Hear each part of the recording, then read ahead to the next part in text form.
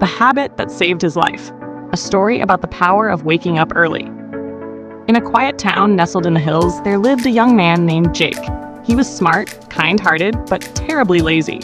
Every morning, he slept in. Every night, he stayed up late. His dreams were big, but his actions were small.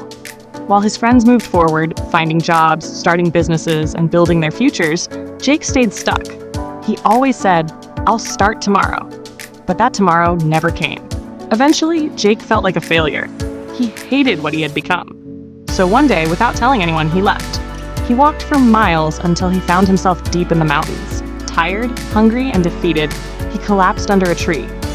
That's when he saw it, a tiny wooden hut in the distance. Outside it sat an old monk, completely still like the mountain itself. The monk opened his eyes and smiled. "Lost, are you?"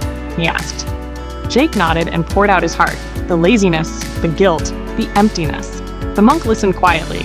Then, handing Jake some food and water, he said, "Eat. An empty stomach can't think clearly." After Jake finished, the monk leaned in and said, "You're not a failure, but your habits are. Want to change your life? Start by changing your morning." Jake blinked. "What do you mean?" "Wake up early," the monk said. "It's the key that unlocks all the others." The monk explained how the early hours are quiet, sacred, and full of power. How rising with the sun brings discipline, clarity, and strength.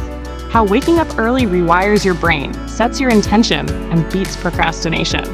Jake listened, eyes wide. "It's not about becoming someone new," the monk said. "It's about remembering who you were meant to be." And with that, Jake stood up. He bowed to the monk, thanked him, and walked back home. No longer lost, but found. From that day forward, Jake woke up before sunrise. And little by little, his life changed. Because sometimes one simple habit can save everything.